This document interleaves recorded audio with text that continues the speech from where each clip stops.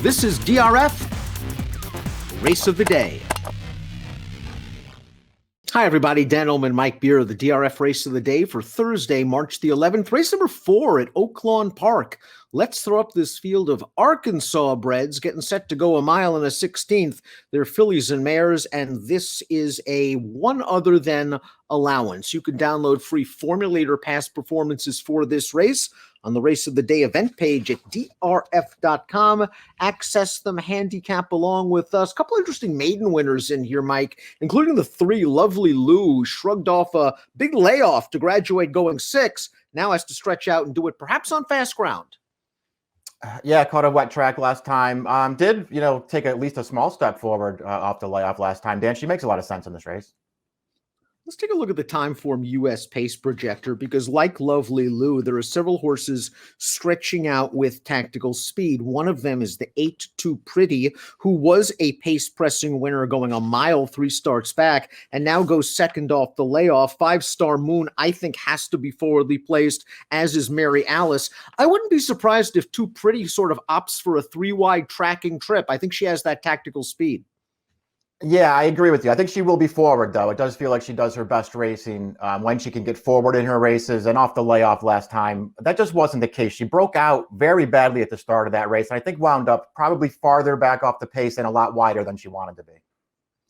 We have some negative formulator facts for our first 2 horses, but both of them will be 30-1. So take them with a grain of salt. If you like these horses, you can overlook the formulator facts based on price. Warm Beauty is the number 1. This is a horse that was 98-1 against condition claimers last time out. Just didn't run very well. We look at the formulator fact. The barn still looking for a winner over the past few years. 0 for 29. Warm Beauty inside post should help. Stretches out for the first time. Is going to need that red bar pace scenario to materialize, but she actually finished ahead of a horse that earned a 59 buyer in her subsequent outing. Yeah, well, listen, she's probably going to need a lot more than just a hot pace to get anything in here. Just based on what she's done so far, Dan, she just doesn't look competitive with these horses. Lucky Road is another stretch out. She has speed near the inside. She should be part of this pace. We take a look at the formulator fact. The barn, though, on dirt, moving horses from sprints to routes. 1 for the last 44, 53-cent ROI, limited upside after 24 starts. Yeah, we've probably seen enough from this horse to, probably just to move on and look for somebody else. Let's watch Lovely Lou's first start as a 5-year-old off of the long layoff. She got a nice pace sprinting, going 6 furlongs over the muddy going, and we see Lovely Lou on the outside, and she's got these 2 horses in her sights, and she powers by as the favorite. Respectable 61 buyer. She runs fine in this race off of what was a pretty long layoff here. She's a filly who had shown last year that she could run on a wet track, so that didn't hurt her. But this is a pretty nice step forward off of the layoff in a horse who's a 5-year-old now, Dan. So it's not like, I guess you could expect that much more improvement from her, but she is lightly raced.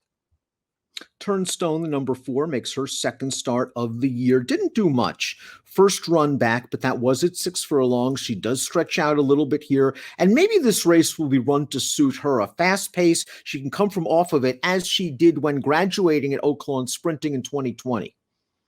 Yeah, this is a horse I feel like you probably got to take pretty seriously in here. Off the layoff last time, sprinting, didn't really do that much, but you just sort of expect her to run better in this race, stretching out a little bit. You don't love her running style. I mean, when I watch a race, I don't really love her running style, but if that fast pace develops, it probably helps her. The 5-5-Star Moon, I thought, ran pretty well in her career debut against Arkansas-bred maiden specials, going 6 furlongs. Let's watch that race on January the 22nd. She got right up close to a pretty solid pace, Mike. She's on the outside right now, and she's just going to keep grinding along to win this at 8-1. The buyer speed figure of a 48 is a little bit light, but she is so lightly raised, a 3-year-old taking on elders. I think there's a lot of improvement left. The question is, can she deal what could be even a faster pace at a more demanding distance? Right. Stretching out a fast pace feels like it would really work against her. And obviously this isn't a fast race, but she did, do a lot of the work up front there. And I like the way that she sort of kept finding to the end. Dan, that horse was closing at her, but she was always keeping that horse at bay. So I thought she ran, pretty well first time out, but she's going to have to improve. Hissy Missy, the number 6, was 77-1 in her most recent race. And maybe she shouldn't have been that price. She looked a little bit dirtied up off 3 turf races and then 1 stakes race where she was 50-1. Prior to that, a muddy race. Let's watch her seasonal debut, and I thought she had a little bit of traffic turning into the stretch. She raced in mid-pack. She's in between and in behind horses. She's going to try to find a split through a little bit of a tight opening here. She is going to eventually get through, and then she finishes willingly. This is a race that produced a couple of next out winners, including the winner came back to win the Down the Dusty Road Stakes with a 70 buyer. I thought this was a promising first race back. Yeah, this filly ran fine in here. I agree with you. And, when you go back to her maiden win over this track last year, it was going longer. So getting back, stretched back out in distance off of that performance, it just feels like there's a lot pointing to this horse, perhaps. Mary Alice, you understand why she's here. She's an Arkansas bred. She runs usually in the Mid-Atlantic region during the summer and fall months. The problem is now she's run 3 times at Oaklawn, and she hasn't run very well in any one of those races. Last time out on a muddy track, I have a feeling she just didn't handle the wet. I think if it's a fast track, she'll be close to this pace. I'm worried that the pace could burn her up.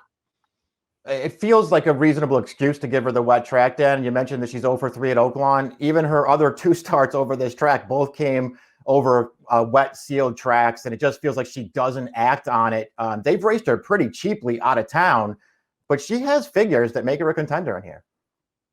To me, Too Pretty was using that last race as a prep for a pretty shrewd outfit. It was her first race since early May. They were running her 6 furlongs. I thought she made a little bit of a move and then flattened out. I think she'll be much better prepared this time as she stretches out to a more appropriate distance.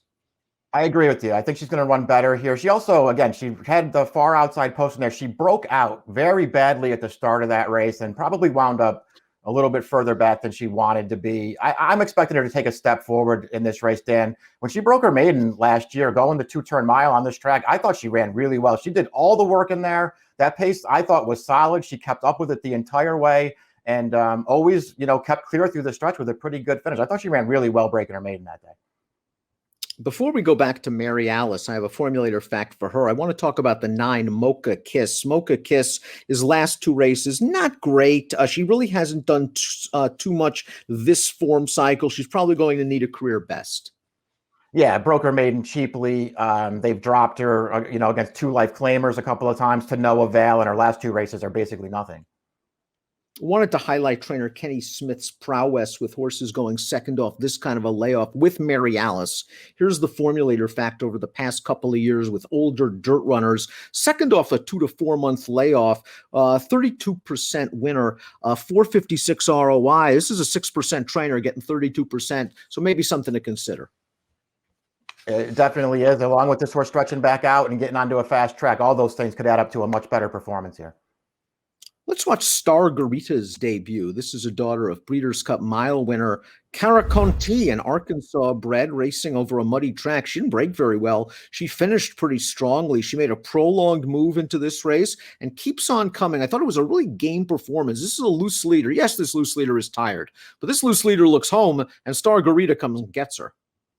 Yeah, she's very game to win this race because she certainly could have settled for second, but she wants to get there. She does. Now they step her way up in class and stretch her out.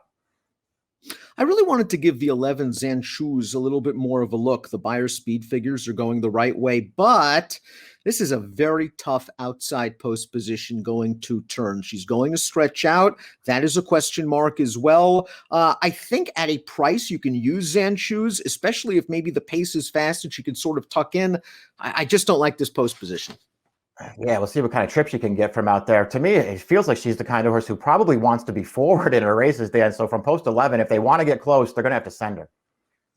Top pick time for our Thursday race of the day, the 4th at Oaklawn. Very competitive. You're going with the 8, Mike. That's Too Pretty. She's going to be close to the pace, and I think she benefits from her seasonal debut. She's 5 to 1 on the morning line. Yeah, I think she probably needed that race off the layoff, and I thought she had an excuse for that race anyway. And again, just going back to that maiden win, 3 starts back over this track, I thought she ran really well that day. I have her in my selections. Hissy Missy, the number 6, is your 3rd pick. That's where I'm going to go. I like the return run. We saw her weave her way through some traffic. That was a live race. I'm hoping that pace projector is correct. She gets another fast pace to run at, and the distance is good for her as well. 8-3-6-5 for Mike, 6-3-11-8 for me. Thursday race of the day, the 4th at Oaklawn. Good luck.